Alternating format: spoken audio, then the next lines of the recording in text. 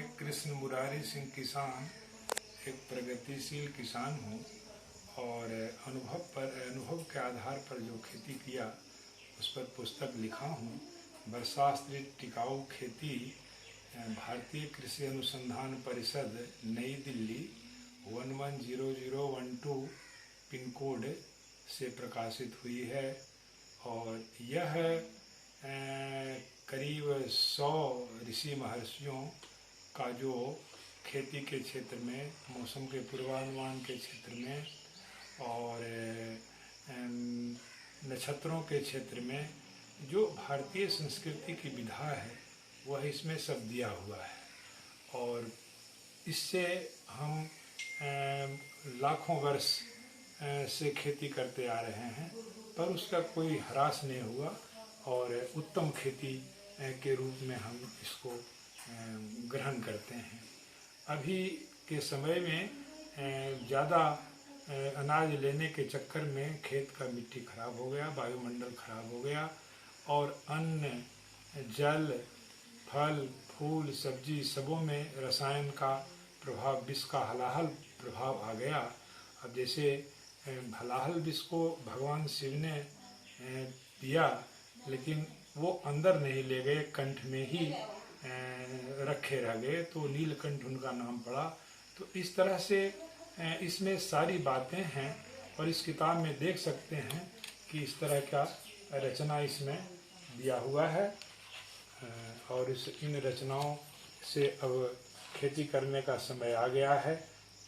दुख है कि नई पीढ़ी के किसान खेती करना जानते ही नहीं हैं और सिर्फ यूरिया और फॉस्फेट कुछ जान गए हैं, उसी का आधार पर खेती कर रहे हैं। तो जागरण के लिए, किसान के जागरण के लिए, शोध के लिए, वैज्ञानिकों के शोध के लिए मैं एक आधार बनाया हूँ अपने अनुभव के आधार पर और मैं चाहता हूँ कि इसका अध्ययन हो, इस पर शोध हो, इस पर विचार हो और कार्यान्वयन हो। आज के समय के आलोक में इसको अपडेट भी किया जाए और कुछ लोग कर भी रहे हैं। तो ऐसा मेरा विचार है। और दूसरी किताब लेते हैं।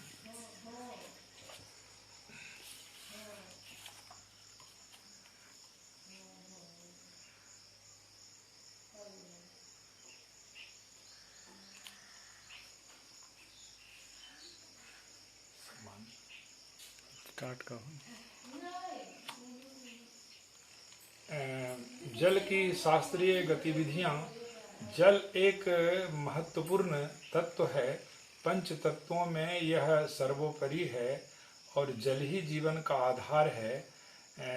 पर आज पूरे संसार में, न कि भारत में, पूरे संसार में जल का प्रदूषण का रोना बड़ी तेजी से हो रहा है।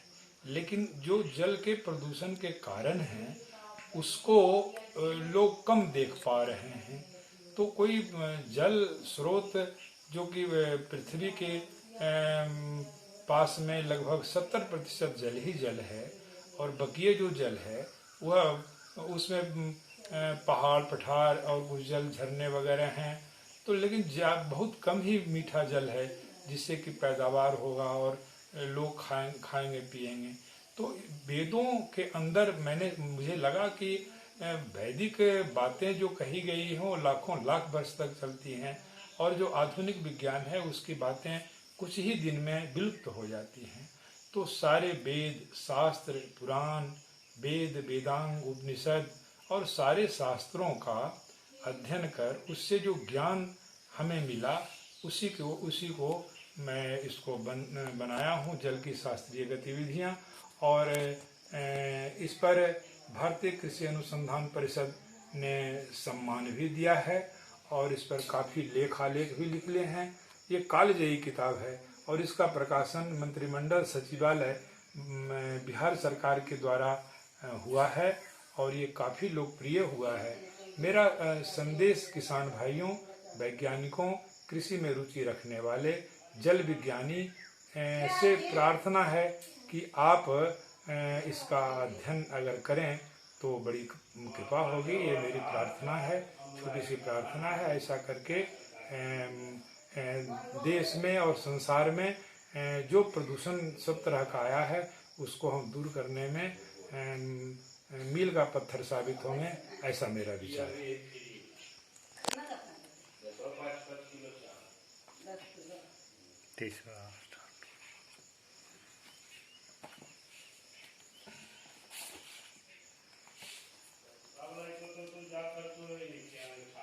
लोकोक्तियों में भारतीय कृषि और परिवार, यह भी भारतीय कृषि अनुसंधान परिषद के द्वारा प्रकाशित किया गया है और माननीय पूर्व कृषि मंत्री जी ने इसका लोकार्पण किया है और प्रकाशन के बाद इसकी काफ़ी प्रतियां बिक गई हैं, कई संस्करण बिके हैं। इसमें प्राचीन हमारे ऋषि जो रिसर्च कर करके और खेत को उपजाऊ बनाने के लिए और उसमें गुणवत्ता लाने के लिए, सूक्ष्म तत्वों का समावेश करने के लिए और प्रकृति में जो तत्व हैं उसे भी खींचकर पौधों में और मिट्टी में देने के लिए उन्होंने कार्य किया।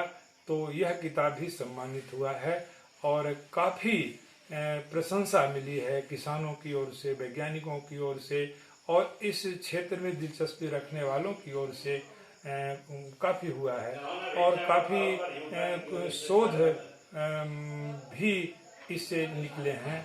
तो मेरा एक विचार है कि किसान के तथ्यों पर विचार करके और इस तरह के गतिविधियों से लाभ लिया जाए।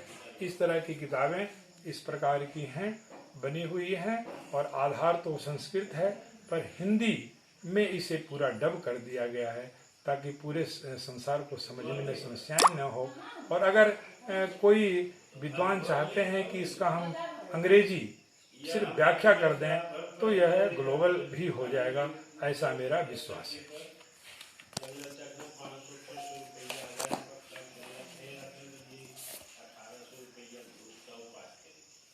यह पुस्तक संस्कृति मंत्रालय, भारत सरकार का साहित्य अकेडमी से प्रकाशित हुआ है और यह जो है वह भागलपुर के इलाका का जो अंगिका भाषा है, अंगिका बोली कह सकते हैं, तो अंगिका बोली में यह है और इसमें कृषि की भी तकनीक दिए गए हैं पद में, लोकोक्तियों में, और जल का भी तकनीक दिया गया है। और इससे और भी बड़ी बात है कि गृहस्थ जीवन में किसान को कैसे रहना चाहिए, कैसे संतोष करना चाहिए, कैसे विकास करना चाहिए और कैसे आगे बढ़ना चाहिए।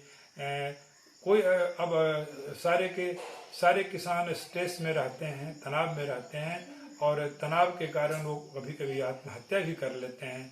तो ऐसा पुस्तक पढ़ने से मैं अनुभव किया हूँ कि एक बार अगर पढ़ा जाए तो पूरा शरीर ठंडा हो जाता है, दिमाग ठंडा हो जाता है और कार्य होता है बहुत ज़्यादा।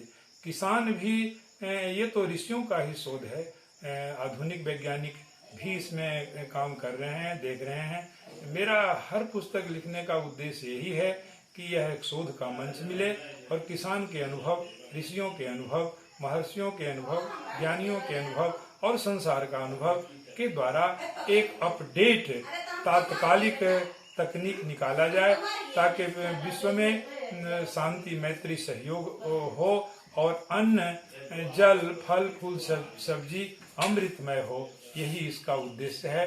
इसमें मेरा जीवन और कार्य लिखा हुआ है। तो यही